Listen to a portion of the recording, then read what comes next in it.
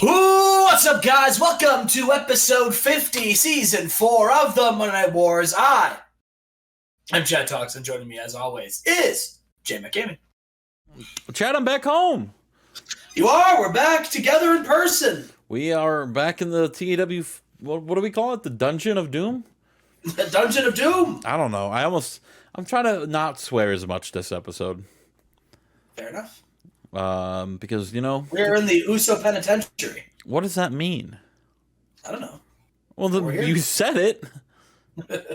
There's got to be a meaning behind it. You can't just say something and have no idea what you meant by it. Well, you called it the Dungeon of Doom, so we're the Ucey penitentiary. What the hell is the other what? Other tag team gimmicks. We're in 2002, Chad. Well, right. Those shows aren't a thing yet. Not yet. So what are you saying? I don't know. But they are alive. They are still here in real life, and so we can make the comparison since we're talking about us in real life. And we're not talking real life right now. We're talking game, Chad. This is always. I don't know why I have a new Raw logo. Don't mind this, all right? I hate this. I hate this logo. It's got the new Fed gimmick on it. I hate it. I hate it. Ooh. Speaking of hating Chad, let's get into the show. Oh. You've been awfully quiet lately. Let's get into it. Yeah. Yeah, just think... No, it doesn't matter. We start off Monday Night Raw, Chad, here in the Caesars Palace, live in Las Vegas, Nevada, home of WrestleMania 9. We have a pre-show match between Jackie Gata and Toshi Umatsu taking on Ayako Hamada and Tori Wilson. What a match this was, Chaz, as Jackie Gata and Umatsu get the job done in 10:31 when Umatsu pins Tori Wilson with a frog splash. How do you feel about this one, Chad? I mean, listen, anytime Jackie Gata gets a win, I'm a happy guy. You know, I love me some Jackie Gata. What's your favorite Jackie Gata moment? In game? Anything. Anything. Yeah, anything. Name your favorite Jackie Gata match. Man. Her match against Lita in the tournament. No, in real life. In real life? Brother, I don't think I You're going to tell me you're not a connoisseur of Jackie Gata? You don't know, you haven't I don't think so. You haven't memorized her cage match yet, brother? I have not watched that season of Tough Enough. Dude, what a fucking season that is. Was that the one that there was like a female and a male winner? Yeah, well, I don't know. I haven't finished it yet. Oh, well, okay. Well, who knows? I don't know. I know Linda Miles won it. Linda Miles won it in real life, at least. So that spoiled it in the bio in her profile in this game. Oh right, yeah. Yep. That I know. I'm pulling for Hawk, Chad. Hawk's sick. Bob Holly keeps bullying him. Well, that's because Bob Holly's a bully. He's your tag champion. You leave him alone. See, quiet. All right. He's not my tag champion. Yeah, to think about it, he's like, fuck, did I book? I was like, well, that's why I paused. I said, did I fuck up? We start off... Oh, shut up, Ricky. We start off Monday Night Raw with Booker T, and he comes out, Chad, with his... I almost said his theme music and then did the Candice Michelle, hello. I got that song stuck in my head, and I almost attributed that to Booker T's theme. That's what I think of when I think of Booker T. Booker T comes out. Let me show you how to move it, sucker.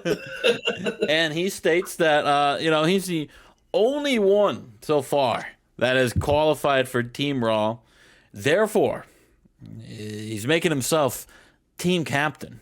He is the Team Raw captain, and he says, looking at the calendar, we're only 13 days away from Survivor Series, and hell, I don't even have teammates yet. And he says, but I do got something, right? He says, I have the prize.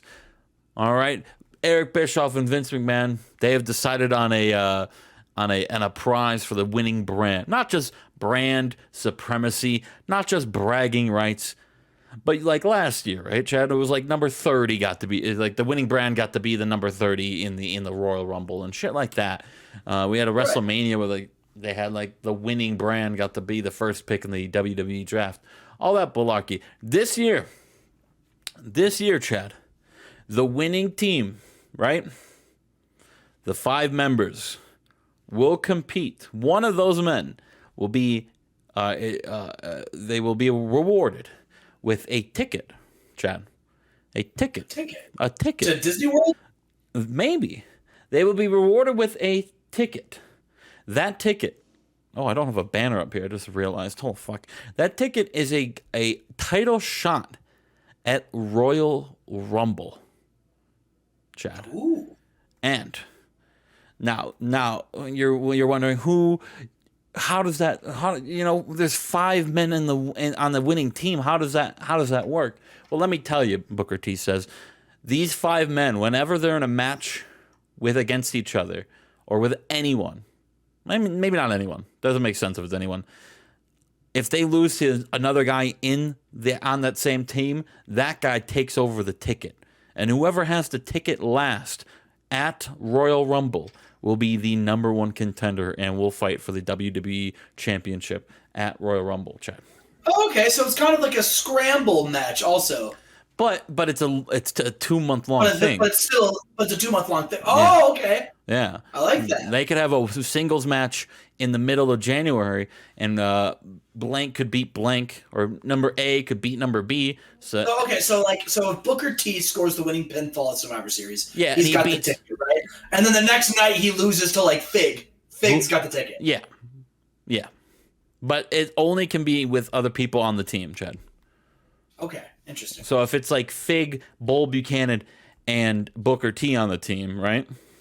Right. Booker T can go one-on-one with Ian McGregor, and if Ian McGregor beats Booker T, Ian McGregor doesn't have the ticket. Nothing happens, but if Bull Buchanan pins Booker T, then... if there's a tag team match and one guy is on separate teams, then Bull Buchanan, if his team wins, Bull Buchanan's got the ticket. Nice. This month that goes on for 2 months, and whoever has the ticket at Royal Rumble can cash it in a Royal Rumble match or a championship match at the pay-per-view. That's huge. That is huge. It's awesome. I love that. Yeah, I think so. Actually, I think I just thought of a better idea. This scratch everything I said, Chad. The ticket's still thing, but it's the same gimmick, right? The ticket, but I read it wrong. Hang on, sucker. There's something else written here on this ticket. Hulk Hogan. The winning ticket. Anyone, let's say Booker T wins the winning fall at Survivor Series, right? If he gets pinned by anyone, they have the ticket, right? So Booker T beats Ian McGregor, even though Ian McGregor was no part of the pay-per-view match, and Ian McGregor has the ticket. The ticket is the number 30 slot to the Royal Rumble. That's what it is. Got it.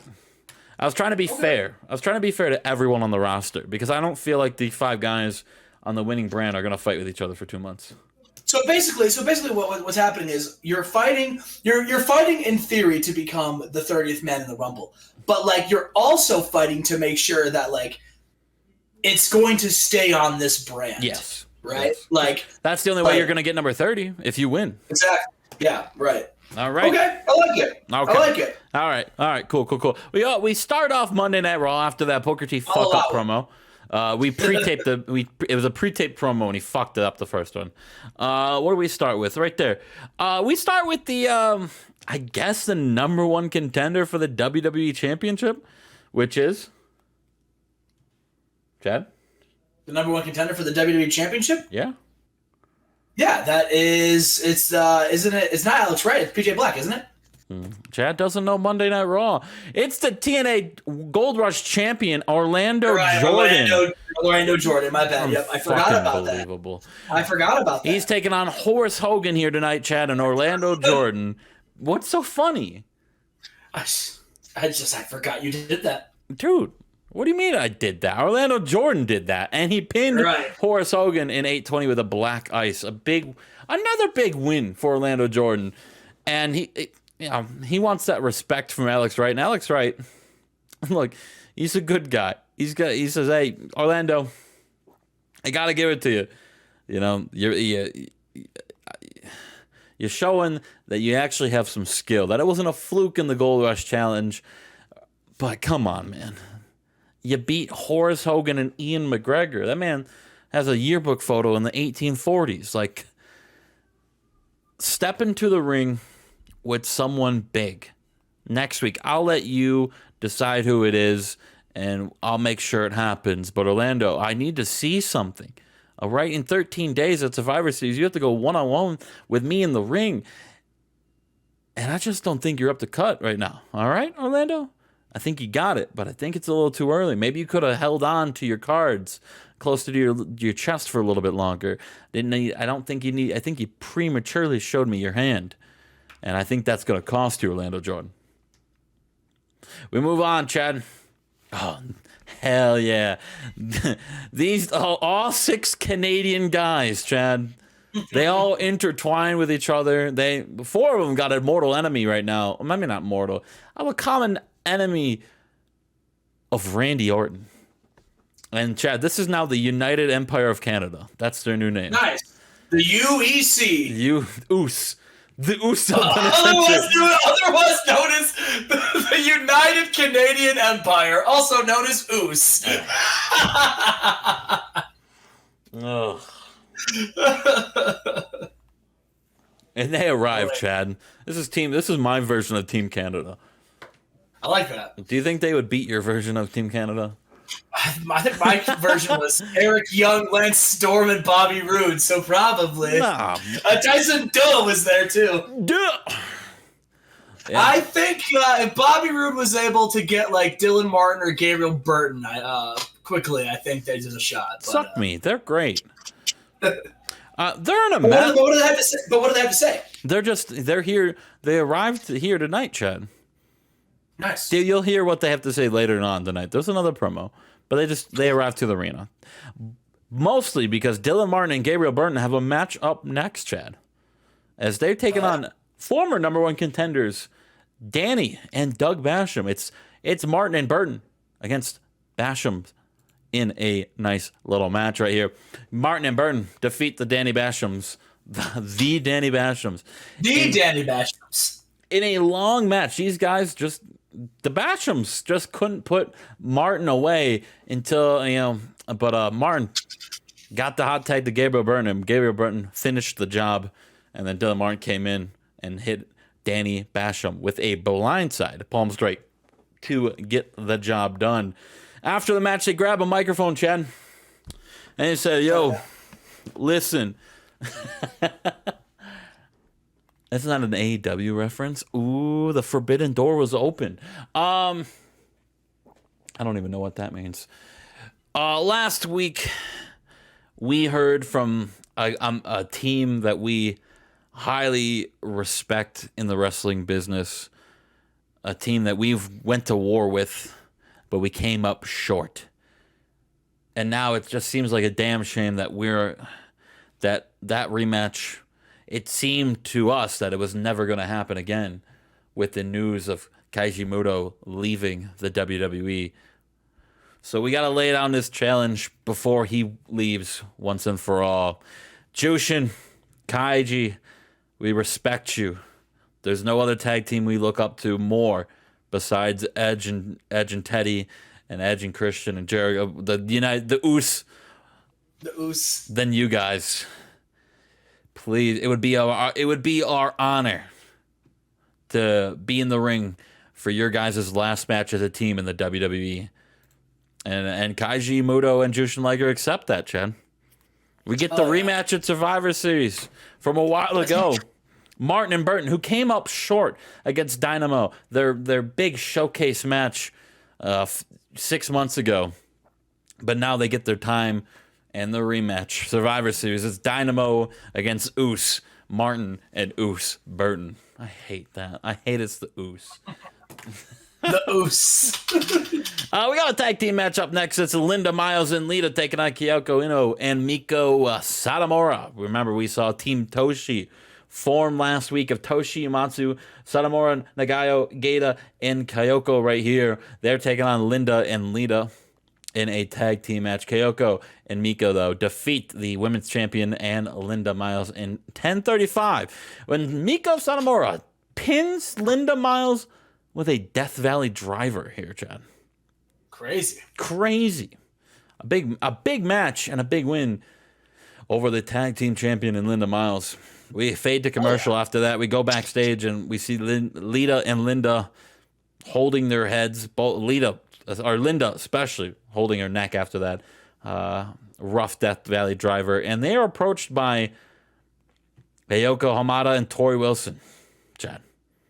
As those two girls were beaten on the pre-show by Jackie Geita and Toshi Umatsu. And they said, hey, they called you out, Lita, last week for a 5-on-5 women's Survivor Series match. We got a little issue with them after they rubbed us the wrong way in our pre-show match earlier. I think I'm pretty sure we know you're looking for teammates. I mean, how about we join together and try to take down this dominant force? And Lita and Linda, they accept, Chad. That's 4 members of Team Lita formed here. Who will be the last one? I'm asking, you might have covered it already. Do the women's team get like a similar thing or no? Yeah. There's not really a rumble, so I guess yeah, actually, I'll acknowledge it right now, Chad. We are having a women's rumble for the first time in 2003. Wow. So yeah, I didn't mean to leak that. Thing's going to happen. Sorry, I didn't mean to leak that. That's awesome, Justin. I love that. I don't know if it will because there's not different brands of rosters with women on it, so it's going to be kind of hard to do like. The losers could somehow get the tickets because everyone's on Raw fighting with each other. So we'll probably have a different prize for the winning brand, winning team. Maybe for this one, it's like the winning team faces each other, and the winner of that's number 30. Well, if Team Lita wins, she's the women's champion. She wouldn't even be in it. Oh yeah, you're right. Good point. I'll figure something out. We'll figure it out. That's sick, though. Wow. Women's Rumble. Historic year. For women's wrestling. Years before this happened in real life. Historic changes of women's wrestling led by WWE, not WCW. Remember that. Led by WWE. Yes, I have like 35 women. Nice. Okay. A lot of them are in developmental, but still, they're around. They are technically hired. We move on, Chad. Fig is texting me. What does Fig want, Chad? Tell him to stop texting during work and tell him to go get ready to wrestle. He's not in the match tonight. Oh, okay. Well, I guess text away then. I'm going to say Chad says get ready to wrestle. I just put get wrestled already. Okay, fuck it. Get wrestled to ready. Randy Orton and Mike Tyson are backstage. New pictures for both of them. Just whole new picture packs in terms of both brands. Yeah, we didn't even announce. We just need to announce it. They're just here. We just no sold it. We just sold that. Yeah. I like the gift style. I like the gift style graphics more than the. I don't know. It's unique. Because then you can throw stables like the United Empire. They have different pictures, and I think that's just you can differentiate stables and shit like that. But regardless, Mike Orton, Randy Tyson, and Mike Orton. They lay out the open challenge. They said, look, this is going on too far. We need some real challenge. We need some real competition. This is a self-proclaimed future of WWE, all right? And this will be his final conquest, Survivor Series, the last open challenge, the last challenge for Randy Orton until he goes to take that WWE Championship and fulfill that proclamation of being the future of the Fed. Who's going to take the open challenge, Chad? Well, it won't be Fig, I'll tell you that. No, it won't. Speaking of Fig, Chad, Scott Steiner defeats Ian McGregor in 7:53 with a Frankensteiner. Oh, man. Scott pulling out an 86 still is... it's one of those things. We're right around that time where, like, guys who are around Scott Steiner's, like, prime are, like, starting to fizzle out and get bad. Scott's still pulling out 86s against Ian McGregor. There's two guys that there's one guy. I mean, you just said that. You said everything. What you just said right there is what I've been saying about Ken Shamrock for the last 2 years. Dude can still go. Still pulling out 86s for no reason. Scott Steiner defeats Ian McGregor with a Frankensteiner. And after the match, dude, you already know, Chad. Whoop! And then the Hoochie Mamas, they come in the ring, and Scott Steiner piles them up on one arm.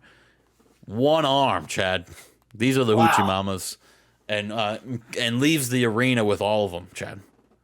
You know you want that. Jillian Hall's here. Oh, don't worry what their names are, Chad. I'm not going to change them every week like you do Wendy. Wendy. This is two random women. And then that same woman the next week is Minoru Suzuki's girlfriend. Backstage, though, someone's watching this segment unhappy. Oh, no. Who's unhappy? Chyna's watching this with a little bit of disgust. Oh, man. It's a scorned lover. And Fig walks in and she turns the TV off and says, Fig's like, what the hell is going on in here? And John's like, nothing. What were you watching? Nothing. Nothing. Come on, honey, let's go. And they leave. Damn. We move on, Chad. Backstage, Edge tells Christian and Cage and tells the world that because of all the bullshit that Randy Orton has spewed out of his little mouth the last couple of weeks, including beating Christian Cage's tag team partner last week, Edge says, in the name of Uce, I'm accepting this open challenge. Edge, Randy Orton, Survivor Series. Hell yeah, that's huge. I don't know why it took so long to wait for you to say anything. It doesn't matter. We move on. Monty Brown defeats JBL here, Chad. I've forgotten the opening segment that Booker T picks his teammates, and I just completely no-sold that. Oh, no. Is Monty Brown one of the teammates? Do you want to go over it? Yeah, let's do it. Booker T has announced that all 4 men in the main event tonight are his teammates. He says even though they all hate each other, they're great wrestlers, and he thinks the tension will actually attribute positivity to the team and translate well to a Raw win. He decides and he proclaims that the team, and actually you'll see it, the main event guys, you'll see it. You'll see it. You'll see the main event, Chad. Monty Brown, though, defeats JBL in 11:44. Monty Brown will not be Team Raw, Chad. I thought about having him do a little dip your toes in and tease that he was going to be on both Raw and SmackDown and then leave for a year, but I decided against it. Monty Brown wins in 11:44. Oh shit, Chad! Oh no! Oh no! Oh, the Black McMahon dynasty. They visit Kurt Angle in the hospital, and they're mocking him. Shane's like, "Oh no! What happened? What happened to your leg, Kurt? Did someone hurt you?" And Vince says, "That was me, son. Aren't you proud of your father?" And just like, "I love you, Dad. I love you, Dad." And then he jumps off the building, trying to get his love. I love you, Dad. Jumps off the building. You love me now, Dad. Look, I may not be a former world champion like son-in-law PJ Black, but I can jump off this building, Dad. Love me. Vince gets right in Kurt's ear, and he says, "Kurt, you look like you're in a lot of pain, a lot of suffering, but we told you, you don't cross the boss."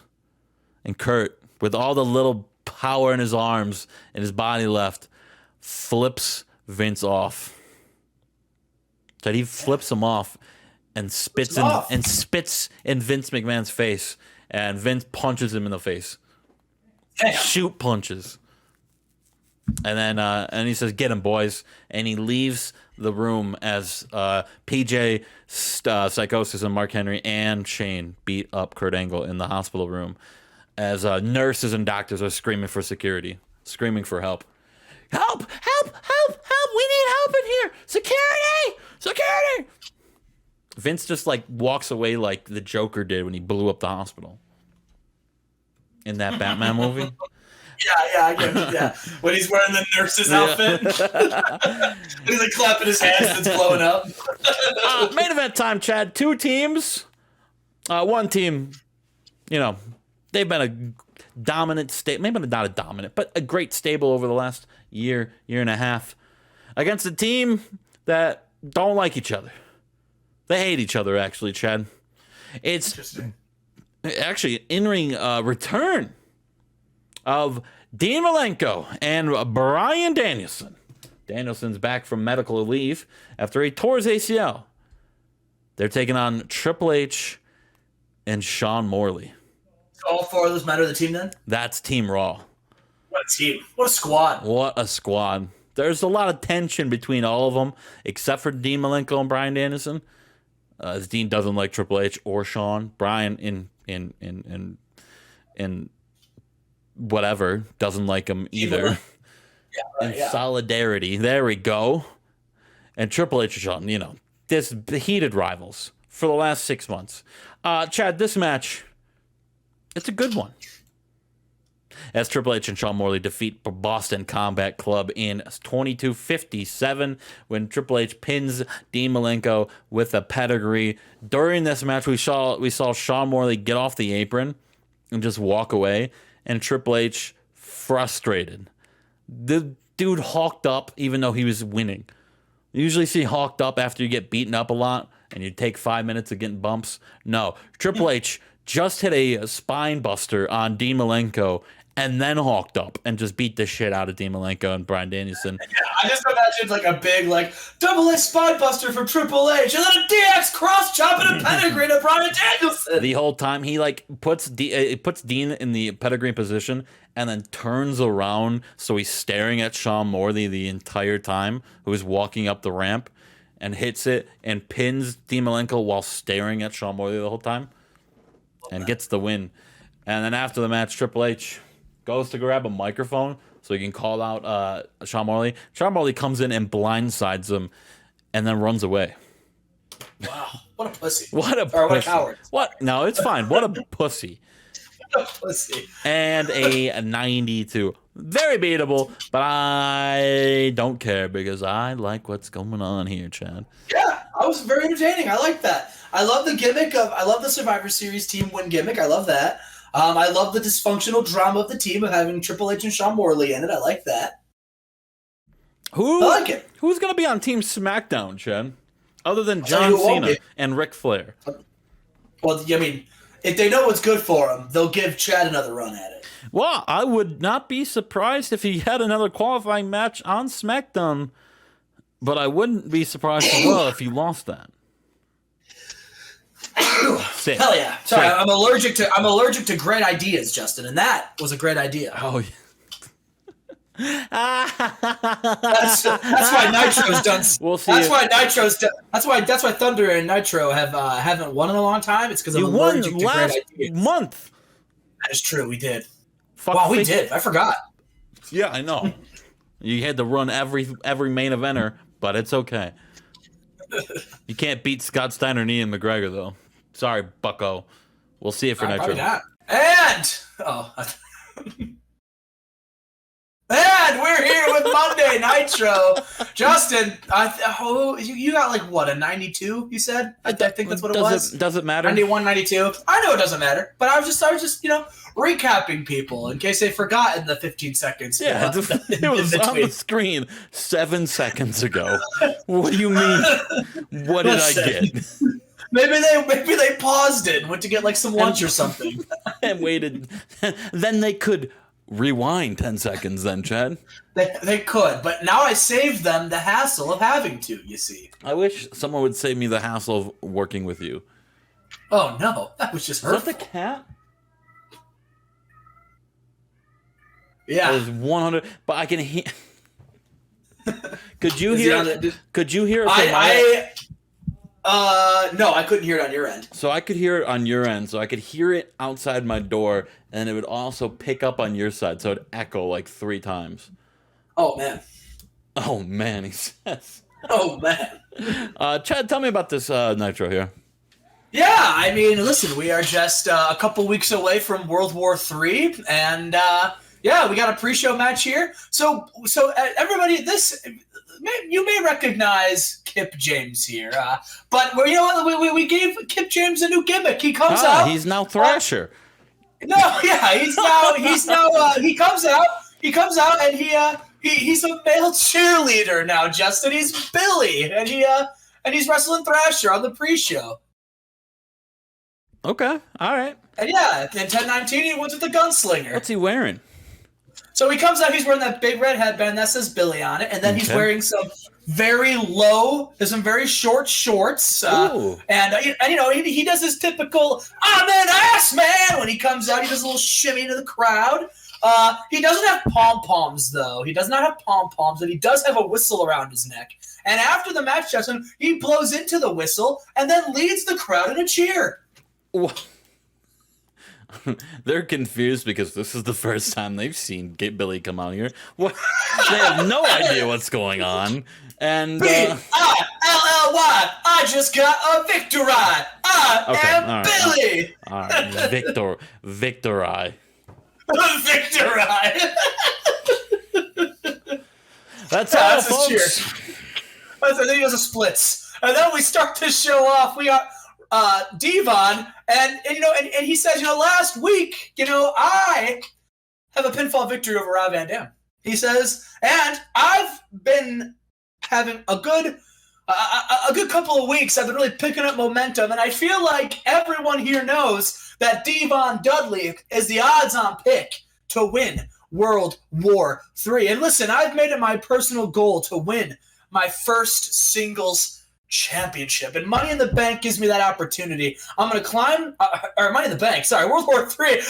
I forgot it's not modern WWE. I almost said in the UK. No, in World War III, I will be in that ring, and I will throw anyone who gets in my way over the top rope, and I'll go to Starrcade, and I will take on either Shane Helms or Shawn Michaels and become the World Heavyweight Champion. And then Rob Van Dam, he shows up, and he says, you know what, Devon, listen, you've been impressing me. I'll be honest with you.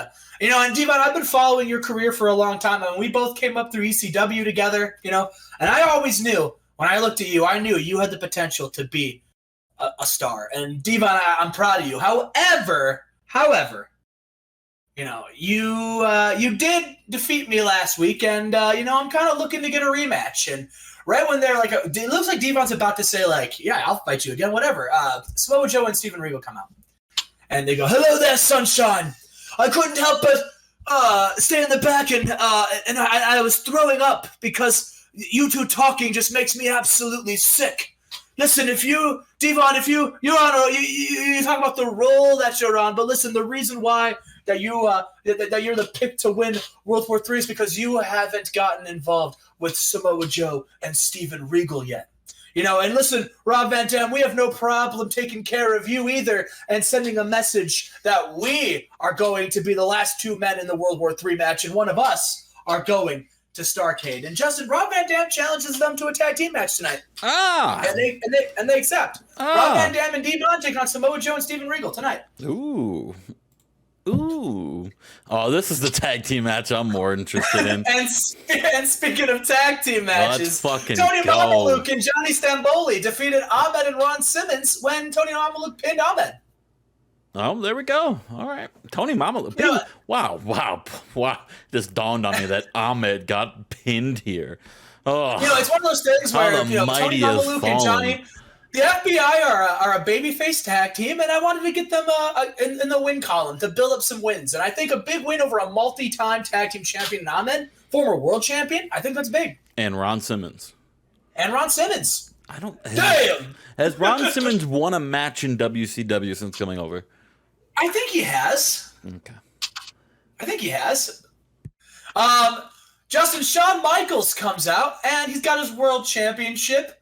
And he just said, if you didn't watch Nitro last week, then you missed me super kicking Shane Helms in the head with my tack-filled boot. And you missed Shane Helms bleeding profusely, and you missed medical attention. You missed the medical team taking him to the hospital. And why do I tell you this? It's not to brag, it's not to gloat, but it's to prove that, listen, Shane Helms is not ready to swim with these sharks. When you want to be a main eventer, when you want to be a world champion, these things happen to you. If you pick a fight with the greatest wrestler of all time, things like that they happen. And Shane, it's okay that you're not ready. Most people aren't ready to be in the ring with Shawn Michaels, but let's just take this as a learning opportunity. Because if you still decide to get in the ring with me at World War III, and you still decide to have this hardcore match against me, Shane, listen, it's going to be the last wrestling match you ever compete in. Listen, I'm a professional, but more than anything, I'm a sadistic, hardcore legend. And at World War III, Shane, if you step into the ring with me, you're going to go back to the hospital, and I will stay World Heavyweight Champion. So, Justin, he's mocking Shane Helms there. Justin, he's not ready to swim with the Sharks. He's not. We already seen this twice. He did get a pinfall victory over Shawn Michaels, though. Yeah, but that doesn't count. He beat him clean. Didn't count. Didn't count. Didn't count. I mean, the belt wasn't on the line, but it did count. Didn't count. We have Crash Holly, Hardcore Holly, and Giant Singh. They're backstage, and Sean O'Haire shows up without the Wild Ones, and he walks over to them and he says, "Hey, listen, Giant Singh, at World War III, I'm going to do what only I have been able to do in this entire competition, and that's pin you once again, eliminate you from this tournament."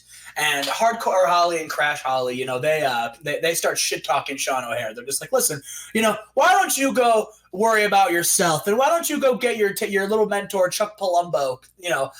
How is he doing? Is he still injured? Is he still taken out from the Wicked? Why don't you go handle your own business?" And Sean O'Haire says, "You know what? That's a good idea. How about I handle my own business? And right now, you two are in my business. So I'll tell you what. I'm going to go down to the ring, right? And I'm going to go fight a Holly. And I don't care which one it is. But whichever one of you have the balls to get in the ring with Sean O'Haire, I'm going to embarrass you. And then, just like Giant Singh here, I'm going to embarrass him at World War III. All right. Two things here, Chad. Two things. Yeah. All right. Yeah. I find it hilarious that Hardcore Holly and Crash Holly, with their win-loss record, are going to talk shit. Sean O'Haire has won more matches in this competition alone than the Hollies have won in 2 years. Also, exactly. Is it unfair to all the Tough Enough competitors that in this moment it looks like Giant Singh has two coaches? You could argue that. And you could also argue that it seems unfair that Sean O'Haire has an entire stable of coaches. Right? All right, I think... Where are they? Exactly. Exactly. I'm going to go fight a Holly. I'm going to go fight a Holly. And we come to commercial, and we come back, and Crash Holly answered the call. And then about to head Subpar Wrestling, a non-existent crowd, Sean O'Haire defeats Crash Holly with a Widowmaker. We get a backstage promo commercial and a match between the backstage promo. Yep. Sean O'Haire, it said that I suffered from pre-show workers, so, there's that. I love how Relic has a new picture every single week, and it's always different. It's going to be different, yeah. But I also kind of love that picture of him, to be honest with you. Like, that you know what I mean? Like, those three, that looks like a group. You know what I mean? Yeah. I like that. I like it. Why does Kennedy look like he's aged 100 years? He's in the hospital, brother. He got electrocuted. You can see, so after the match, the Wild Boys, they all come in to help celebrate with their rookie Sean O'Haire, and then Dave Bautista grabs a microphone and he says, Sean O'Haire, you've really impressed us with the Wild Boys. You're gonna beat Giant Singh and you're gonna advance to the finals of Tough Enough. But more importantly, well, I guess not more importantly, but just as importantly, we have some other business that we need to take care of. You see, the Wicked are determined to continue to try to get in our business and pick us off one by one. They tried to take out Ken. They tried to take out Chuck. These are my brothers, and I'm sick of it. Now, I know that we're all in the World War III match, all right? I know we're in World War III. And I'm going to let all of you know that the animal Dave Bautista is going to eliminate all three members of Wicked in World War III.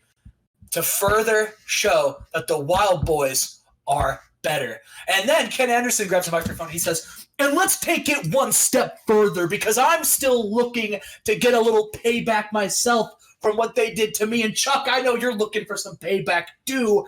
So how about this? How about we'll see if they even make it to World War III? Because for once and for all at World War III, it's going to be the Wild Boys versus the Wicked in a tag team street fight.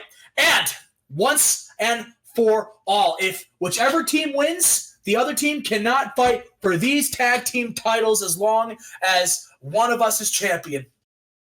So if the Wicked think that if you guys are man enough, or should I say monster enough, then you'll get in this ring and you'll accept our challenge. And Justin, they do. They come right in.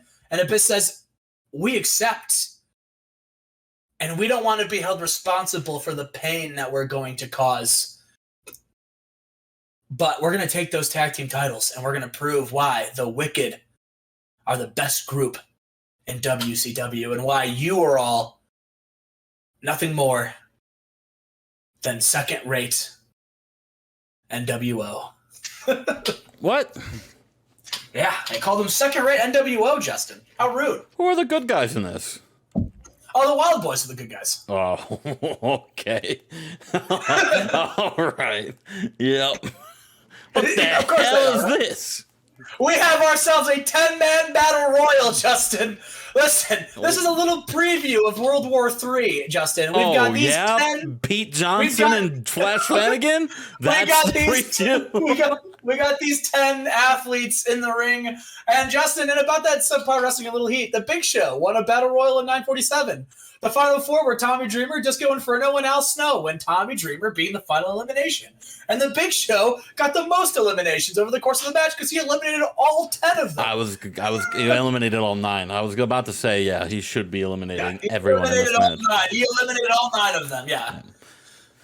So, and then after that, he grabs a microphone and, this was supposed to be Shaquille O'Neal. But Big Show grabs Shane Helms.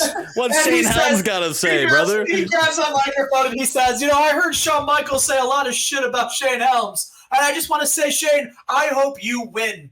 I hope you beat Shawn Michaels. I'm pulling for you. Because after I throw 60 men over the top rope and I 59. win World War III, 59, 69, nice, whatever. After I win World War III, Shane Helms, I'm going to destroy you at Starrcade and prove why I am a champion. And unlike Shaquille O'Neal, I don't need teammates to win championships. I can do it all on my own. See, just look at that. I made it work. Yeah, but okay. So where does Shaq come into this? Well, I guess next week he'll say he's going to eliminate Big Show. I guess so. Yeah, we were going to announce Shaq for World War III here, but apparently not. We're backstage. Ken Shamrock is with Lash LaRue and Matt Cross, and Chris Kanyon and Fifth Finlay come backstage. And, Ken Shamrock, he's giving them, tips, right? They're watching tape. They're watching back some matches, and Ken's giving them advice. And Kanyon and Fifth Finlay, they show up, and Kanyon says, Finlay, look at this. Look at Ken Shamrock teaching his disciples, giving them tips for wrestling matches. Isn't that funny? But Ken, my question to you is, who's going to give you tips on how to wrestle? And Finlay and Kanyon, they laugh. And Lash LaRue, is about to square up with Kanyon, but Shamrock, he puts him, he says, I got this. He says, Kanyon, yeah, listen, if you ever want actual tips on how to defeat Rob Van Dam, if you want actual wrestling tips, you can always join the Shamrock, the Shamrock Academy. I'm always looking for more students. And Kanyon said, Shamrock, I don't need advice from you. Okay. I don't need tips on how to wrestle. I've done just fine on my own. And Matt Cross out of nowhere says, yeah, why don't we count the world championships that you two have held? I mean, Ken Shamrock is a former Universal Champion, and Kanyon, and then he just stops talking because Kanyon hasn't won a world championship. And then Kanyon gets mad at this and he says, you know what? How about Ken, let's see how good of a teacher you actually are. If your students want to run their mouths, I'm going to go in that ring later on, and I'm going to fight one of them. I don't care who it is. Whichever one of you want to step up and try to fight Chris Kanyon, I'll see you out there. And Fit Finlay, he said, and I love to fight too, and I'll get the scraps. And they head down to the ring, Justin, later on tonight. And they want to fight one of Shamrock's students. Is it still the Beatdown Clan? Is that their gimmick? Not the Tap Out Crew. Whatever. Well, yeah, no, I think the Shamrock Dojo or whatever. The thing is, Vader's not there anymore, and he was part of Tap Out Crew, which they could still call themselves that. Like that's not. What do you? Yeah, I kind of like the Tap Out Academy, to be honest with you. Yeah, Big Ken Shamrock, known for his submissions. Exactly, known for his submissions. Justin, we got Canyon versus Lash LaRue. Ended about that good wrestling, good decent reaction from the crowd. Canyon defeats Lash LaRue in 10:21 with a Northern Light suplex. There you go. And they've got pretty great chemistry. World title feud in the future, boys. In the future. Lash LaRue, baby. Nothing else about this match, Chad? That's it? No, nothing else. Canyon beat Lash LaRue. Who fucking cares? We got a tag team match. Also, the Wicked, looking to send a message to the Wild Ones or the Wild Boys. Looking to possibly send a message to them what's in store. And they wrestle Mikey Whipwreck and Perry Saturn. And in a decent match, the Wicked defeat Whipwreck and Saturn. Abyss hit a shock treatment on Perry Saturn. This match was not very evenly contested. The Wicked dominated. Yeah. So, as it should have, right? No, because I thought you were trying to build Whipwreck and Saturn. We are, but the Wicked. But listen, the Wicked are. You know where I'm going to go with this, then. I know exactly what you're saying. No need for these guys. This could have been the Hollies. This could have been Roadhead. Like, what are we doing here? Well, Thrasher was in the pre-show. Oh, okay. Yeah, I couldn't break up the Billy Thrasher match, so Saturn didn't have to take a loss.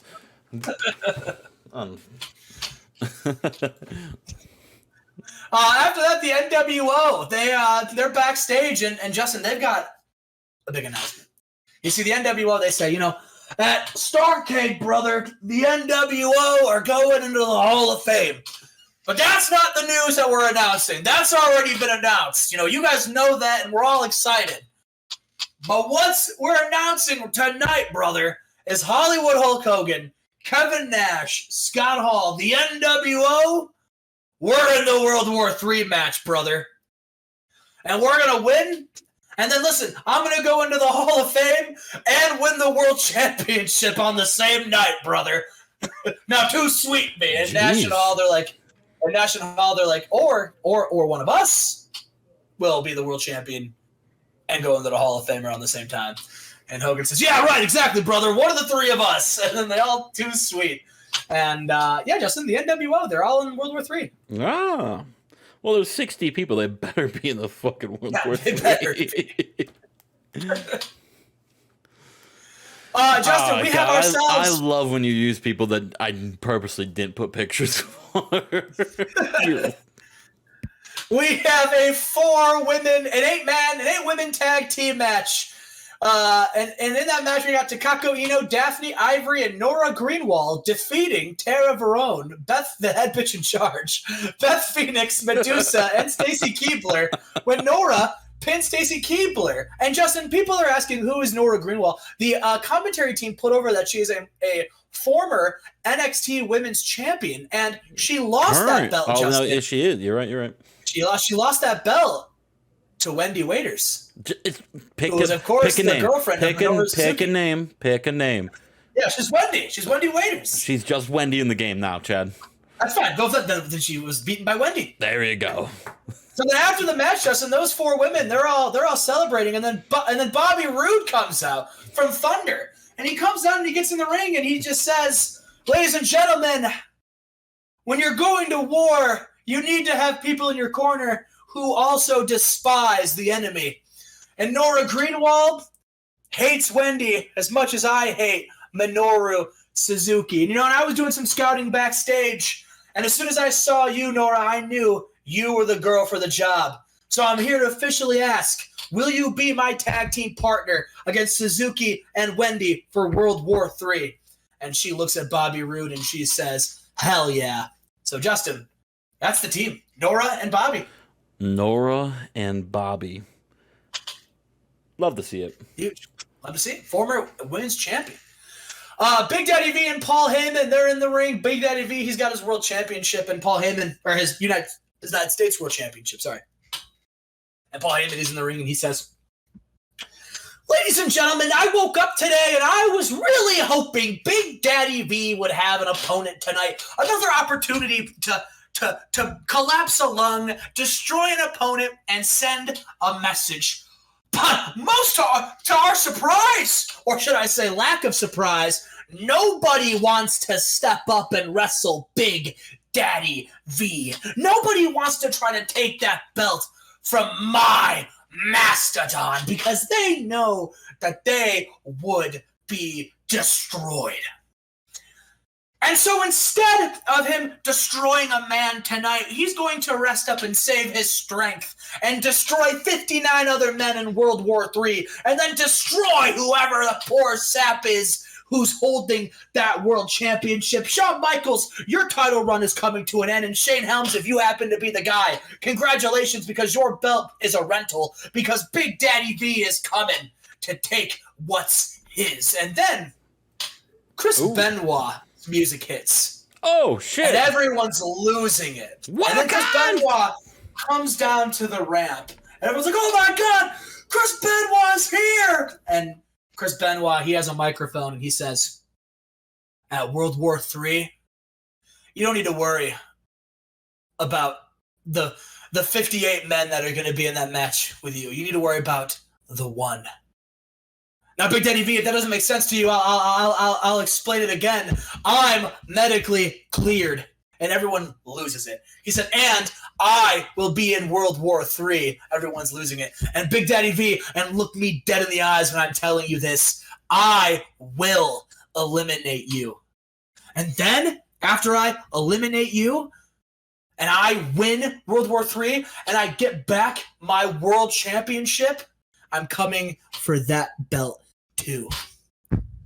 Big Daddy V, your time as U.S. champion, your time in this company are coming to an end. Because mark my words. And Paul, what's that thing you like to say? This is a spoiler? We'll consider this a spoiler, Big Daddy V. At World War III, I'm coming to kick your ass. He's going to kick his ass so hard he's going to leave WCW? And then he starts beelining down the ramp to come in, and Paul Heyman, Big Daddy V, he wasn't backing down. Big Daddy V's like, okay, fuck it, let's go. But Paul Heyman, he's able to talk Big Daddy V down. They roll out of the ring, and they escape as Chris Benoit rolls in, ready to fight. He's back. He is back. And we have here, Justin, we got our main event. Our main event, Bobby Roode, Rob Van Dam and Devon Dudley, who said goodbye to Bobby Roode as they were walking down their way to the ring. And Steven Regal and Samoa Joe in a tag team match, and in a superb match. Rob Van Dam and Devon Dudley defeat Steven Regal and Samoa Joe when Rob Van Dam pins Samoa Joe with a frog splash. Well, I don't think Regal and Joe are going to win now. Well, dude, Devon's got the most momentum out of anyone right now. Is Devon going to fucking win it? As the prodigal son? Dude, he's 3-0 this month. I want to know what he was before, but at least this month he's doing good. Doing good this month. 86. 86. Nice. I knew we weren't going to beat you ratings-wise, but that's okay. I had a story to tell. Oh, I'm not worried about ratings anymore, Chad. Come on, now. Yeah, me neither. Grow up. Chad, it's 2002. Anyway, yeah, that was Nitro. And another one for the good guys. Hey, Chad, we're live. We just finished Nitro, and I'm laughing right now because bad things always happen to me, Chad. Oh no! Bad things always happen to me. Oh no! What happened? What is it? What? What do you? What? I didn't see it. Oh no! We have. Unfortunately, we have lost another soul in this game. Oh, who died? I didn't see it. I really didn't see it. Oh, no. As we lost Buff Bagwell maybe 1 or 2 months ago, we have lost another soul in the wrestling business, unfortunately. And it's time to pay our tributes to Crowbar. Crowbar has passed away. He's involved in a road traffic accident. Devon Storm, otherwise known as Crowbar. We saw he defeated Johnny Curtis a couple weeks ago on Raw and has died. The brother of James Storm has passed away. This is something, Chad. This is something. It's unfortunate. Another death has. And Stevie Ray got divorced. Yeah, we're not. Stevie We're Ray. also saying we also lost a marriage in this save. But Crowbar was looking to be like a mid card star for me. You were giving him a push. Yeah, I'm not. This fucking sucks. That sucks. All right, that's the news bulletin. Ooh, we are here at SmackDown, the second WWE show of the week. Justin, I don't know if you knew that. Thanks for the perfect intro there, Chen. Thank you. Yeah, no problem. What a guy you are. The blue brand for WWE. Wow, nothing. Just top of the line, A+. Yeah, listen. A+, I'm excited. Superstar. I'm excited. This is Friday Night SmackDown, but other people might know it as the Chad Show. To be honest with you. Oh yeah, you're in a match tonight, Chad. Friday Night Chad Down is is the show here today. What did you? Oh man, I forgot to change. Let's change this now. Let's not be in the tri-state. You know what? Fuck it. Let's be in the tri-state. Who gives a shit? Let's go. Start the show. We start off Friday Night SmackDown on the pre-show, where we see a package, Chad, of highlights of Stevie Richards and Chris Hero. Now, remember last week that the three heads of the big stables, the three mafia families of Masawa, Stevie Richards, and Jeff Jarrett, they signed a contract. If anyone touches any of them or any other fucking guy in any other stable, they're gone. They're gone. So this week, all three different stables took different routes or different activities to do. And you'll see going on through the rest of the show. We see Stevie Richards and the family, they're a terrorizing stable, and they said, let's go feast on some fucking young up-and-coming talent. Maybe not even up-and-coming, shithole talent. They go terrorize the TNA locker room, and they beat fucking Ruckus and Lance Hoyt, the TNA tag champs, on TNA. Jobbed them out like the pussies they are, they say. Wow, we're hot and heavy with swearing today. And then they grabbed the microphone and they called Misawa and Cornette and Hashimoto and Kojima trash. And they said at Survivor Series, they're walking away with all three belts, whether they like it or not. At Survivor Series, we're take out the trash. Take out the trash. We move on to our pre-show match. We had two new signees from the WWE dojo. First off, we have Hector Cook. What's he cooking up? A loss, as he lost to La Parca here in 746 with a twister press. We'll see the other graduate, Gladys Thomas, in her debut match on Monday Night Raw, Chad. Nice. Hector Cook having a 16 to start. Hey, he's a fucking rookie, Chad. What do you want from him? 50? Fair enough. Look at him. Fair enough. He's an English. He was an English-born wrestler, a technical wrestler. They said in the game. Ooh. And our last match on the pre-show, Rhino, the head of the Bloodline, defeats a Big Boss Man in 8:15 with the gore. Did you find a Bloodline little frame? Yeah. That's sick. Yeah, they got the Bloodline. The Bloodline. Okay.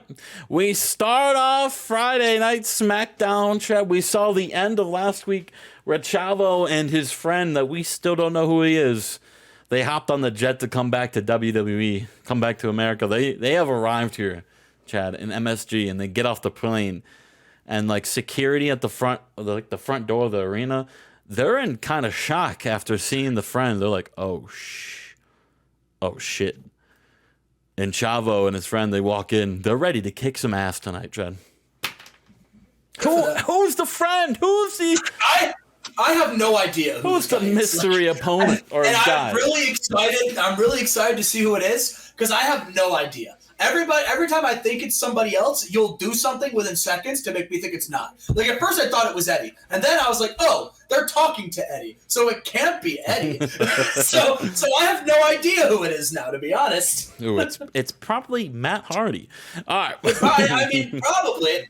We go after that. We go to the SmackDown intro with POD's Boom. That's the theme song for Friday Night SmackDown in 2002. And Don Fry, we see Don Fry barging into Eric Bischoff's office, kind of like how Goldberg did, but he's doing it less hands-on, physically touchy. If you move in that chair, I'll beat the shit out of you, Chad. Don Fry, he's demanding a title shot after all this hoopla at Survivor Series, Chad. He's calling his next shot like Babe Ruth. He says, after all this shit, after all this stable war, the knockout artist Don Fry wants that championship. And Bischoff says, look, whoever comes out of it, you got it, Don. I've seen you maim everyone that you've stepped in the ring with lately, and there's nothing that I want to see more than you fight for that world championship. So Eric Bischoff makes it. Don Fry, new number one contender after whoever comes out of Survivor Series world champion. Hell yeah. Will it be is Boom by POD? Is that the song that's like, here comes the boom? Ready or not? Yeah. Okay, cool. That's a good theme song for a SmackDown. That was good. All right. I was going to ask you, but I didn't want to throw off your promo rhythm. I appreciate that. Speaking of rhythm, Chad, we got an opening match between Gangrel. Ooh, he loves rhythm. He is rhythm. He's taking on Kane, though. Damn. Yeah. What a new Kane picture. Everyone's got a lot of new pictures, Chad. Yeah, but Kane's is like alarmingly different. Yeah. I don't know why it threw me off so much. I wasn't prepared to see his mouth. What? Pause. I wasn't prepared to see Kane's mouth. Kane defeats Gangrel in 1815 with a chokeslam. Dominant performance out of the big red demon, the big red monster. But the big red demon is his name, okay? Because it fits well with the demon's favorite daughter. Yeah, or diva, devil. Demon's favorite devil. I don't like devil's favorite daughter. I hate the devil's favorite demon. The demon's favorite daughter. D&D. There we go. That's all we need to say.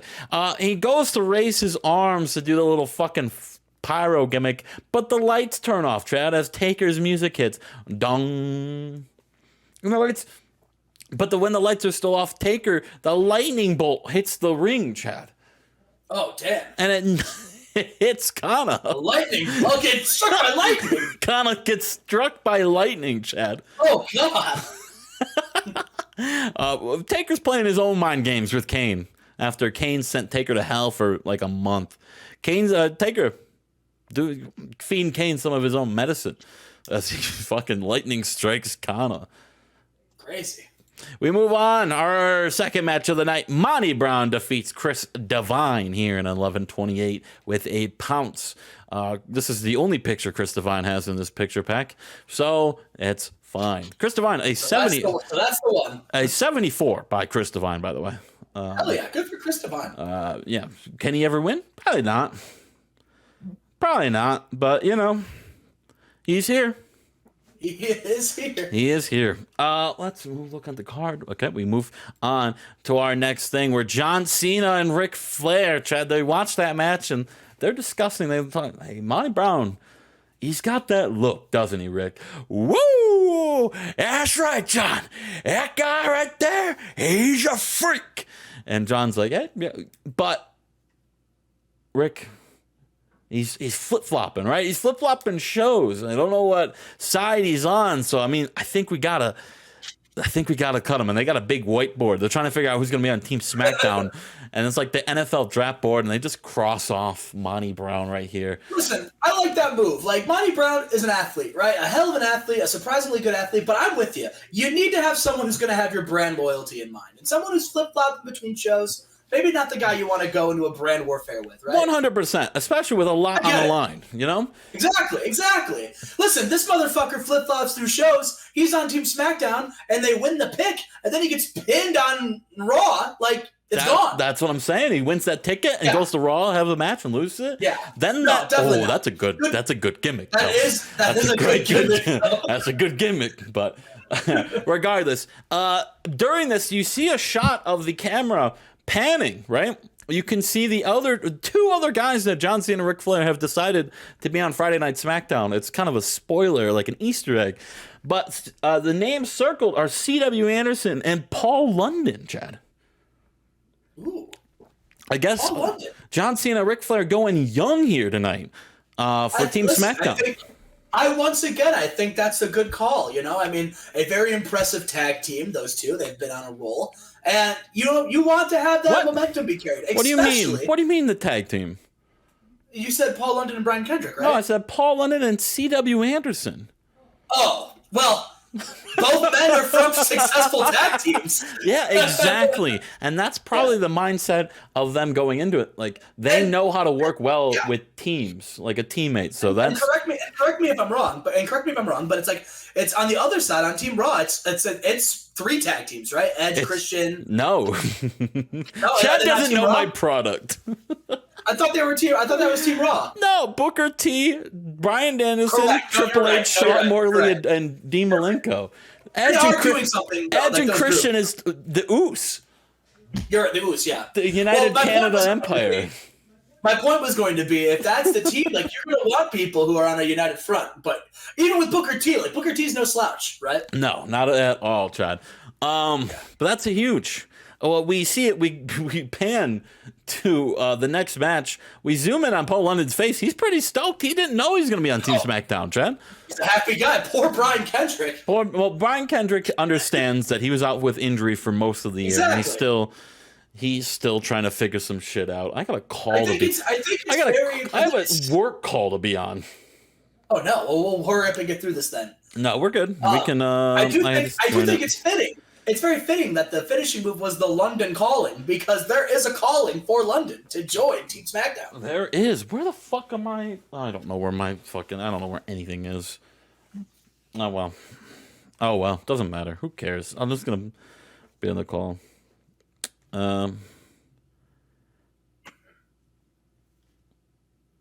And yeah, just another big win for London and Kendrick. We're back now, Chad. I just finished my work call. How unprofessional. How was the work call? It was good. We went over our tournament that we just had, and we went over the setup of the Rocket Mortgage in Detroit. Did you reveal who the mystery man was for Chavo? I actually said, "Hey, guys, do you care to know what's going on right now in my YouTube series?"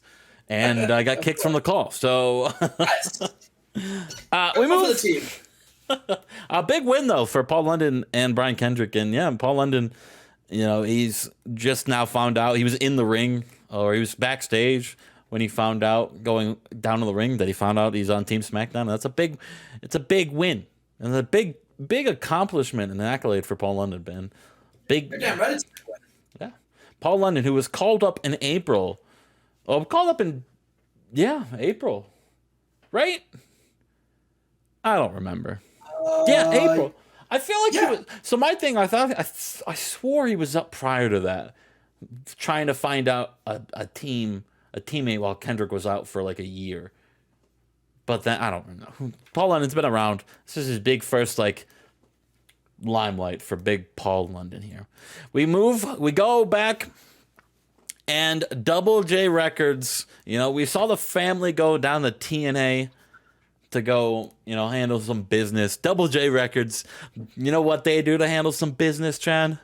They go to the studio and they make a hit record. And they start busting out bars. They got a new theme song coming, and it's gonna be a heater, Chad.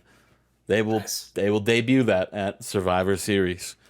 Oh, I can't wait to hear it. Are these guys going to be world champion and tag team champions at Survivor Series? 3 on 3 on 3. I'd love a Jeff Jarrett world title run. I hope so. Yeah. 3 on 3 on 3. All titles on the line. WWE Championship and the tag team belts go to the winning teams. We move forward, Chad. We have a huge matchup next. It's gonna be CW. Oh, I forgot. Johnny Storm doesn't have a picture. I gotta change. He's the Marty Jannetty of this team. CW Anderson. It's Johnny Storm and Shannon Moore at Survivor Series Light Heavyweight Championship on the line. But tonight, CW Anderson takes on the man who has held the belt for a long time. It's Shannon Moore, C.W. Anderson up next, Chad. How's Johnny Storm doing after the passing of his brother, Devin Storm? C.W. Anderson defeats Shannon Moore, though, Chad, in 17-27. This should have been better, but a lack of psychology on display from which one? Let's see. Which one was it? Does it say? I think, hasn't Shannon Moore gotten this before? Yeah, I mean, Shannon Moore sucks. Yeah. I'm joking. Big win. But Shannon Moore, who tried to blindside Johnny Storm last week, but C.W. Anderson just stood in the ring and said, no, come on, bitch, do it. Got his revenge for his partner, and he defeats Shannon Moore here, Jen. Oh, yeah, good for C.W. Anderson. It's Team SmackDown member. Yeah, Team SmackDown member. Chad, speaking of Team SmackDown, Chad, you want the final spot? Yeah. Hang on. Ric Flair, John Cena. Listen, first of all, I got to say, great whiteboard. I can see you guys are really taking this seriously, which is great for you because, listen, John Cena, I saw you get your ass kicked by Stevie Richards, and Ric Flair, I mean, you haven't really done anything relevant in years, so you guys have a big opportunity here. And I can't think of any better way for you guys to solidify a win for Team SmackDown than to erase C.W. Anderson or erase Paul London, whichever one of those two, I don't really care, it doesn't matter, and write in Chad Collier. Well, because listen, hey, hold up. Hey, Chad, hold up. First off, Stevie Richards has done more in 1 week than you have in your whole career here. And second off, there's still an open spot on this team. There's only 4 of us. I don't know what you want me to eliminate Paul London or C.W. Anderson for. Hell, you want the final spot. Chad, you're going to have to do the same thing you did last week. Fight for it. But if you have any sort of performance as you did last week where you lost to me and Rick here, woo! Hell yeah! I made your skinny ass tapa! Woo! Then you're going to have to sit back at the catering tables again like you should be. All right. Now, I have one more name in mind that I thought maybe we should put him in this on Team SmackDown. He's on a hell of a run lately. Maybe he should get a spot. But if you want to open your mouth and demand a spot, well, you're going to have to get in that ring, stay right there, and you're going to have to fight this guy who I think should be on Team SmackDown. And if you can beat that guy, hell yeah, Chad, be on Team SmackDown. Be a team player. But God knows you're not going to do it. God knows you lost your girl, you lost your title, you lost your tag team partner, you lost your tag belts. What if you won, Chad? What? Huh? What? The earth's not fucking flat like you think it is, all right? You're just a crazy lunatic with a losing problem. So, hey, you're going to fight Yoshihiro Tajiri right now in this match, in that ring. Look, and if you can somehow beat him, Team SmackDown, I'll give you a shirt and a hat, and I'll give you a pat on the back. I'm going to leave Tajiri laying flat in the middle of the ring, just like our great planet. You'll see. And out comes Tajiri, and Tajiri hits the brainbuster and squashes Chad Collier's dreams of being a Team SmackDown member. Tajiri rounds out Team SmackDown of Cena, Flair, London, C.W. Anderson, and Tajiri. There it is, John. There it is. Yeah, the conspiracy continues. We thought we were rid of this. We are here. Cornette and the final bosses, Chad. I love that Jim Cornette picture. They are in Japan again. They're in the locker room of all Japan, Chad. What are they doing back there? Huh? I don't know. What are they doing? Chatting up with their friends. We have our main event match tonight, though, Chad. It's Latin Lover and Mystico. They're in tag team action against Rene Dupree and Sylvain Grenier. You said that's the main event? Yeah. What the hell was that for? Why'd you say it like that? I just want to make sure you said it right. I just want to make sure I heard correctly. Ooh, a 79. That's not great. Latin Lover and Mystico, though, defeat La Resistance in 1706 when Latin Lover pins Grenier. I'm big fan of Grenier and Dupree having great chemistry. Dupree getting a 64. What has happened to him? Yeah, what's happened? Grenier is doing better than him. What the fuck? What are you mad about, brother? What are you mad about? He's poor. Oh, low morale. Suck my. Big win for Latin Lover Mystico. And then after the match, Latin Lover grabs the microphone and he says, "Hey, Chavo, we've heard to the grapevine that you're here. Somehow you survived. How you doing?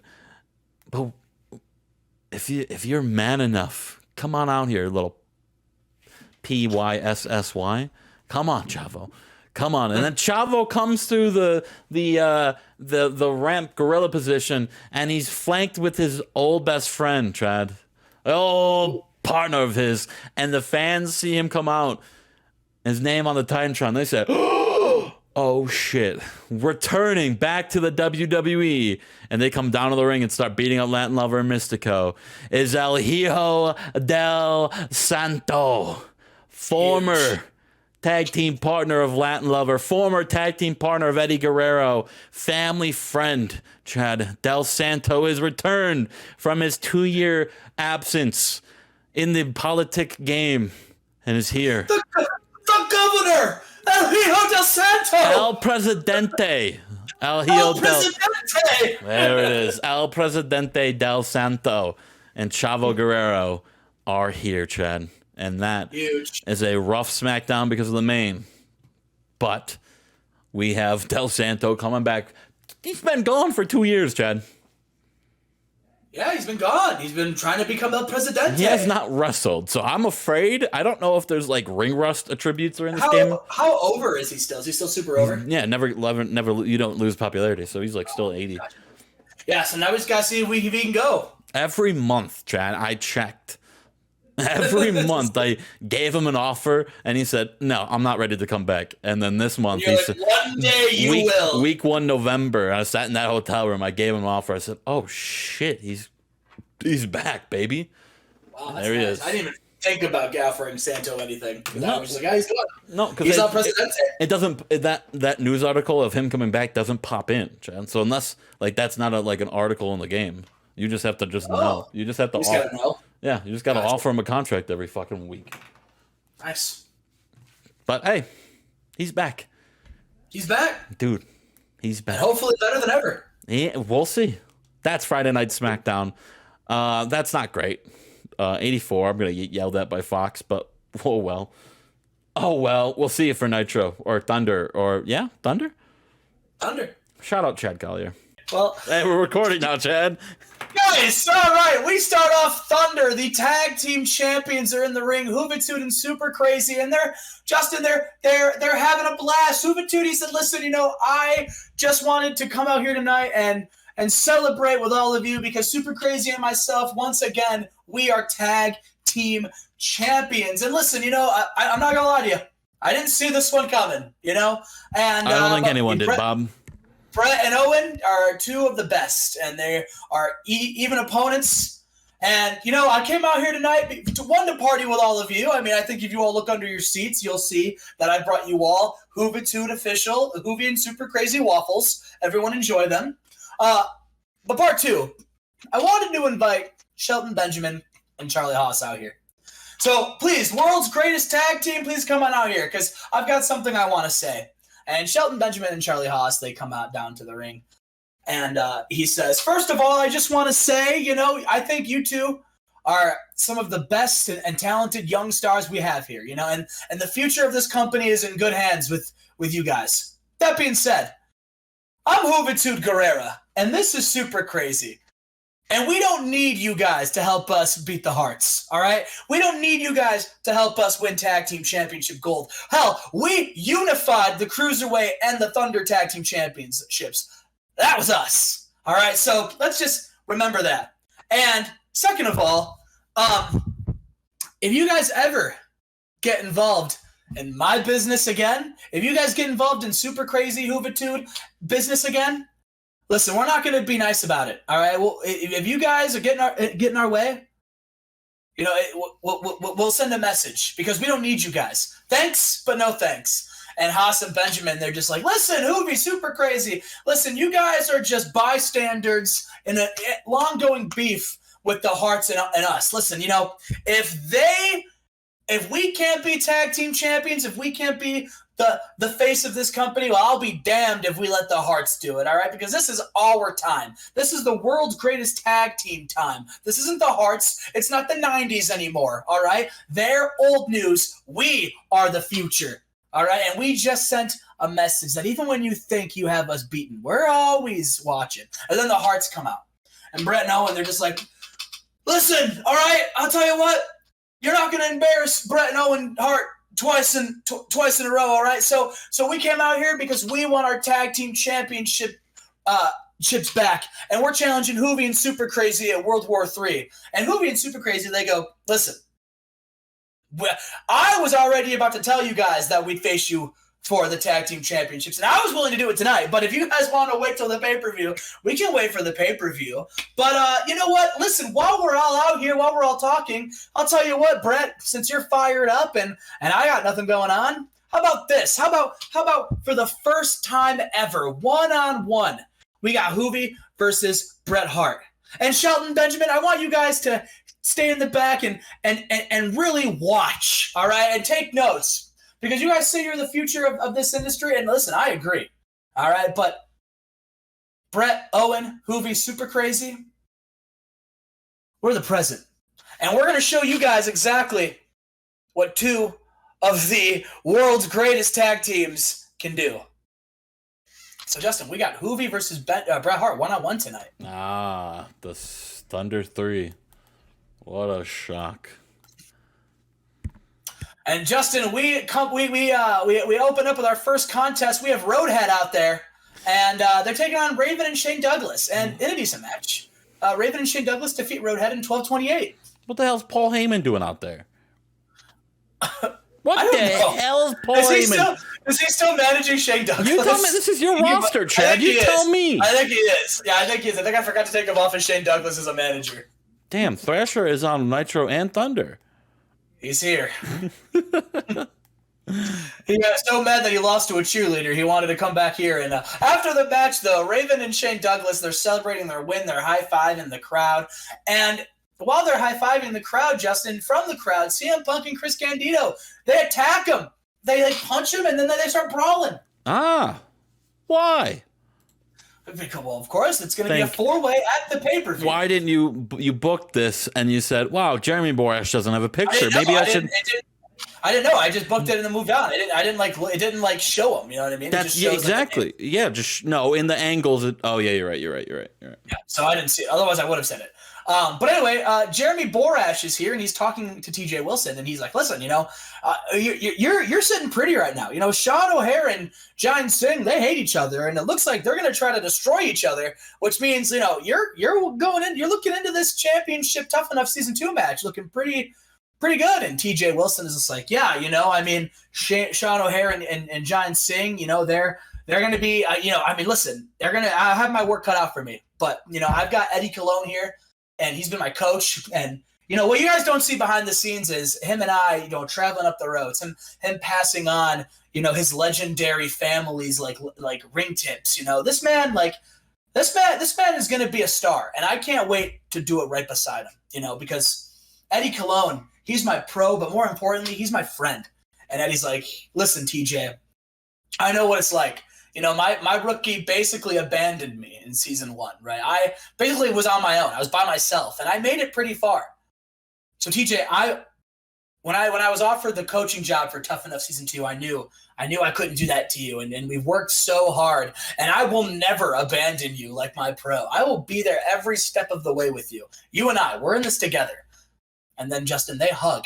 And then Jeremy Borash says, well, listen, we're going to see just how in it you both are, because like I said, even though TJ Wilson, you're not in the Tough Enough match, but we want to make sure you still have we want to make sure you don't get ring rust. So we have a tag team match tonight, TJ Wilson and Eddie Colon, and that match is next. As it always is with you, we're promo straight into match. Here it is.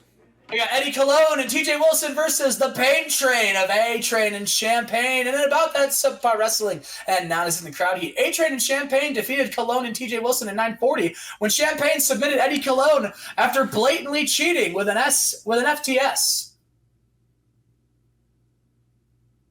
So there's that. I didn't want. I always think it's weird how like cheating to get a submission hold is always weird to me.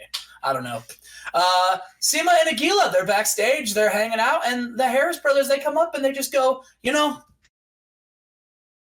everybody's been talking about. Do they have the same picture? I think they might. And they go, I didn't even notice that. Yeah, I think they do. Or maybe they're twins, right? So I guess that makes sense, but that's like literally the same picture. There you go. Everybody's been talking about this upcoming tag team division, and everyone's talking about the world's greatest tag team. Great, but listen, people need to be talking about the Harris twins, all right? Because me and my brother here, we're the faces of what tag team wrestling looks like. I mean, we've had each other's backs since birth. You guys have only been teaming for like what, a couple months? So we're sick of being passed up. All right, and you two, you guys are up and coming, and you want something to prove. So how about tonight? We face off. The four of us, we go at it. And Sema and Aguila, they look at each other and they just like, listen. Clearly, you've never been to the Quick City, because in the Quick City, you don't back down from fights. So if you're trying to pick a fight with the kingpins of Quick City, well, you got yourself a match. We'll see you out there. And about that decent wrestling, but not much heat, the Harris twins defeat the Quick City Kingpins in 9:48 when Don Harris pins Aguila with a big boot. Dude, fucking the Harris twins going over, brother? The Harris twins got the win. What the hell? Aguila also got hurt. Damn. I think that's karma, and I think you know why. After the match, The Rock... We're gonna have a little talk after this, Chad. The Rock is in the ring, and he's with AJ Styles, right? And The Rock, he's sitting there, and he's just like, in just a couple weeks, I defend the Universal People's Championship against AJ Styles. And AJ, listen, I respect you. I think you're a good kid. But let me tell you something. You're not ready. You're not ready to face The Rock, and I really don't like to ever compare myself to Shawn Michaels. But just like Shane Helms isn't ready for Shawn, AJ, you have no idea what you're doing with The Rock. The Rock is the most electrifying champion in all of sports entertainment. And you, AJ Styles, you just don't have it. You see, AJ, you're a great wrestler. And hell, some people say that you're a better wrestler than The Rock. And listen, The Rock doesn't believe that, but let's just say maybe it's true, all right? Maybe you've got the ring ability. The Rock, but AJ, you don't have that superstar mentality. You don't have the charisma. You don't have the entertainment factor that people eat out of The Rock's hands. AJ, you will never be the people's champion. And that's okay, because, listen, nobody can be as charismatic, as electrifying as The Rock. And AJ, I'm not trying to be disrespectful. I'm just being honest. All right, AJ, you were part of Limitless, and everybody kept saying, wow, I can't wait to see what Rey Mysterio and Hoovy and their new group is going to do. AJ, you're a great cruiserweight champion, but this is a lot different. And AJ comes out, and The Rock, he says, The Rock, I was listening backstage, and I had to come out because I am sick and tired of being disrespected by you. All right, listen, you just got here, so maybe you're not familiar. AJ Styles has been holding this down for years. The most successful cruiserweight champion of all time. Me. All right? Former Universal Champion. Me. Rock, you say that you don't know if I'm a better wrestler than you? I know that I'm a better wrestler than you, and all these people know it. You say that you're the best in sports entertainment? Well, congratulations, because you work for a pro wrestling company. And here in this pro wrestling company, AJ Styles is going to prove why I'm the phenomenal one. The phenomenal one will beat the electrifying one at World War III. I'll take the Universal Championship from you and put some respect on the AJ Styles name, Rock.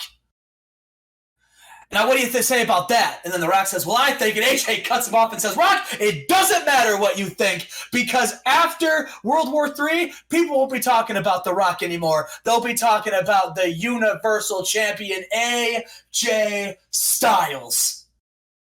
Justin, AJ, fire up. Dude, I'm a big fan of not only Thunder and Nitro running this storyline of the champion doesn't think the contender is good enough at all. I also like Raw doing the same exact thing. What are we doing here? Why are 3 of the 4 world title feuds all about the champion saying, you're not ready, kid, on the other side? What's going on here? I mean, I didn't really see the comparison until just now. Yeah, neither did I until I read Rock says you ain't ready, kid. And I just remembered yesterday saying Alex Wright telling Orlando Jordan, you're not ready, kid. What the fuck is going on here? Listen, our AJ Styles is AJ's the former world champ. What do you mean he's not ready? Exactly, and that's what AJ said. AJ's like, Rock, what are you talking about? I understand that Orlando Jordan and Shane Helms aren't ready. They haven't done shit in... The fucking Styles is... Rock being disrespectful here, I'll admit. Why are we all running the same angle, though? What the... It's fine for me, but you're running the same feud on both of your shows. This is just one little snippet of it. I don't think it's the same exact feud. Rock's not super kicking AJ. Okay, fair. But they both said the same thing this week. But you're right, yes. That was the same dialogue was said in both. I'll give you that. That is something. That's it. I thought that was crazy that we're all running the same fucking gimmick here at the same time. Justin, we have a singles match. We got Taka Michinoku taking on Low D, and in a decent match, Justin, Taka defeats Low D in 13:25 with a Michinoku driver. What does that mean? What do you mean? What does that mean? Okay. Matt Hardy doesn't have a picture. Oh, no, he does. This is Tony Schiavone. Okay. Matt Hardy's backstage, and Tony Schiavone's interviewing him, and he says, Matt Hardy, everyone is saying how, listen, at World War III, you're going to finally give Taz a fair shot. But listen, people are saying that you're scared of Taz, and you're going to try to find a way to weasel your way out of this match. And Matt's like, first of all, I'm sick and tired of being disrespected like that. All right, I'm here every single week with my cruiserweight belt. Taz knows where I work. Taz wants to get in my face. Where's he at? Where's Taz? I don't see him around here. I don't see him at all. And the reason why Tony Schiavone is because I think Taz is scared of Matt Hardy. Because you see, Taz comes out here as the big cruiserweight addition to Thunder, right? And he was hyped up and advertised. And I think he knows that if he doesn't deliver, if he doesn't defeat Matt Hardy, he's just going to be a nobody like he was on Nitro. Listen, Taz, Matt Hardy's not scared of anybody. But Taz, you're terrified of Matt Hardy.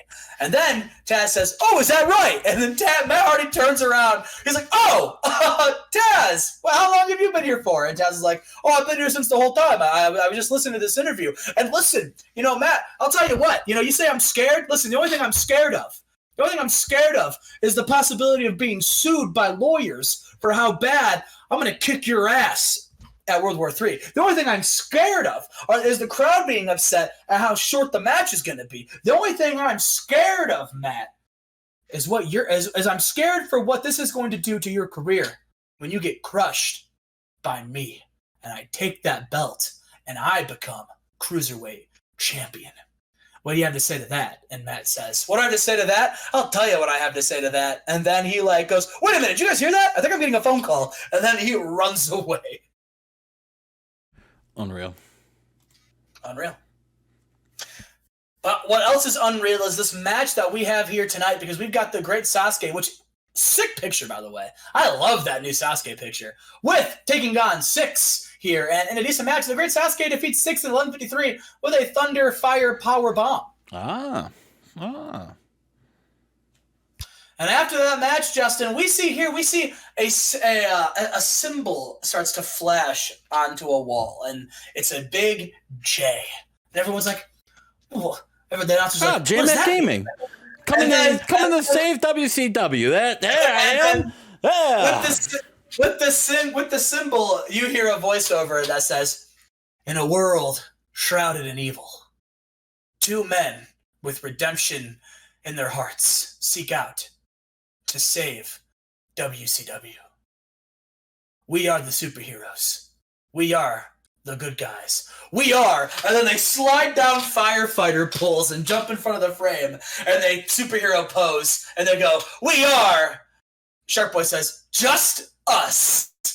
And then they go, "That's correct, just us. We are the Just Us League." And listen, we understand people that are kind of looking at us and they judge us for our past. You know, we were hanging around with some very sinister individuals, but listen, all right, every hero needs an origin story, and that was just the origin story of the Just Us League, because now we are here to save WCW from evil. I'm Super Eric. This is Shark Boy. And don't worry, Thunder, you're in good hands because we will be your superheroes. And then R-Truth and Steve Corino, they show up and they just go, "Okay, I'm sorry. This is stupid. This is dumb. All right, we're done here. All right, you guys are running around here dressed as in Halloween costumes. All right, you missed us by a month. Halloween Havoc was last month. All right." And Eric Young and Shark Boy, you know, they say, "Listen, all right, I see truth or chairs. You guys like to hit people with chairs. That seems pretty sinister to us. So we'll see you in the ring." So, Justin, we're getting the Just Us League taking on. Oh, sorry. No, I lied. We're getting one-on-one in a singles match. You fucking suck. It's okay. We got Steve Corino versus Super Eric in a singles match, one-on-one. I forgot I booked a singles match here. But, Justin, Super Eric defeats Steve Corino at 9:35. Cool. The Just Us League. They're here, Justin. I hate that name. Do you get it? Do you get it? I'm about to mute you and do the rest of it by myself.